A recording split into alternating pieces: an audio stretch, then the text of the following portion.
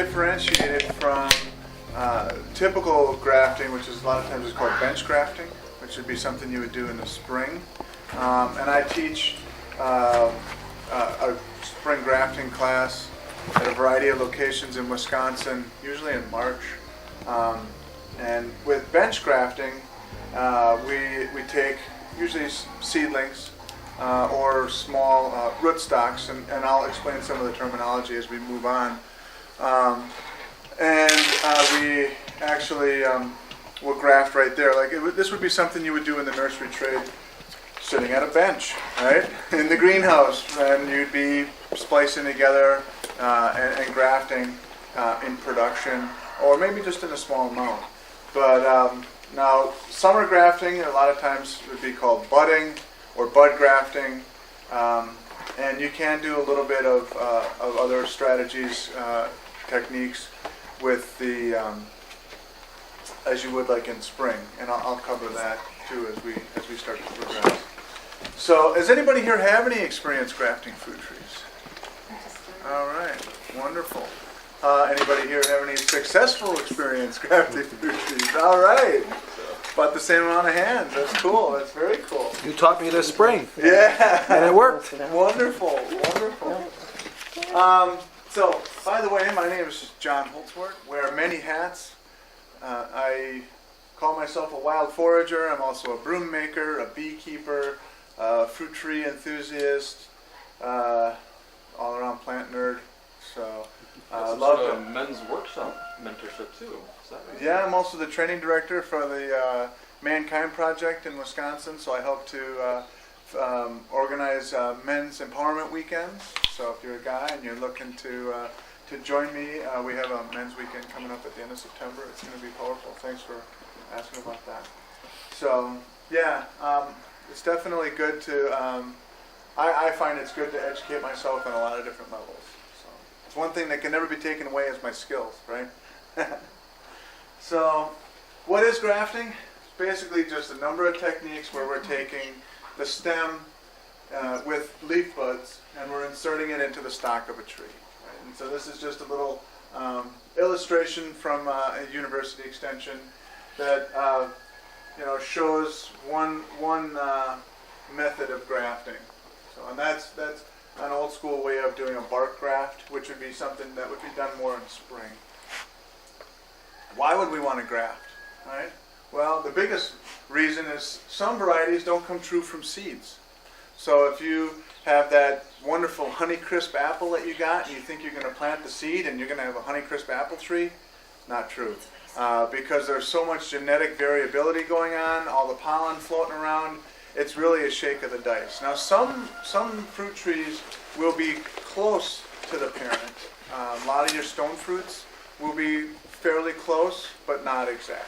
So which is why we want to take a cutting. We want to take that genetic material and graft it. We want to attach it to another tree, a seedling, etc.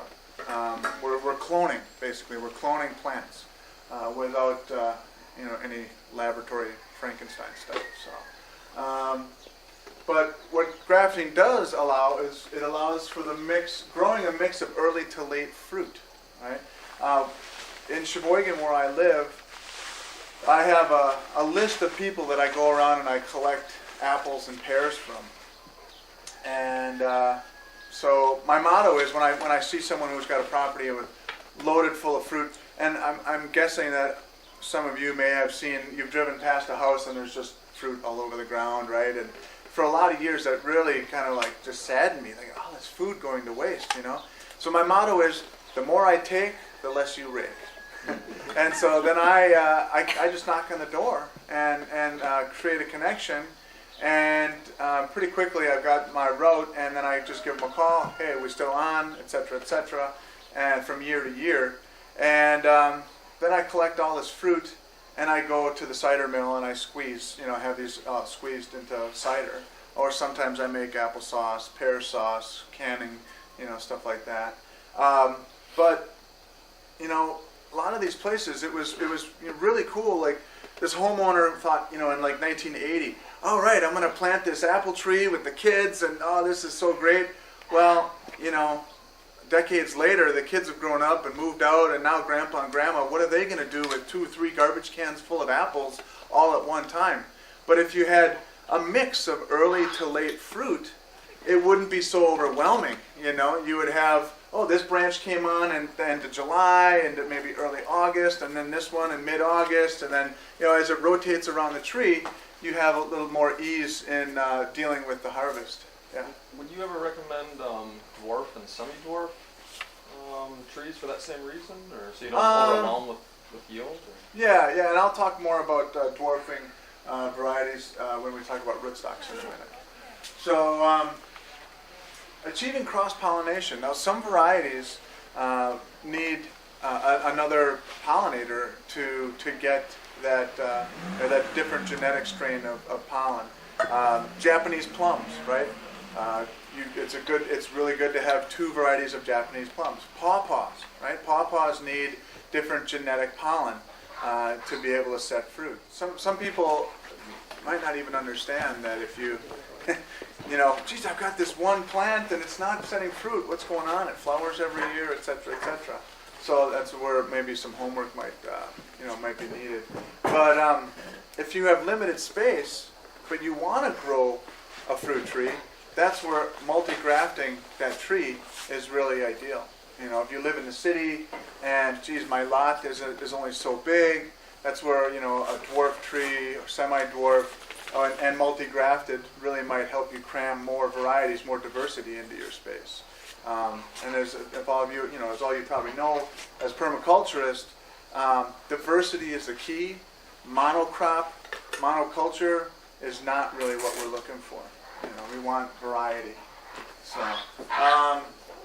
foiling frost with different bloom times. So in Wisconsin, apricots are notoriously difficult to get to fruit.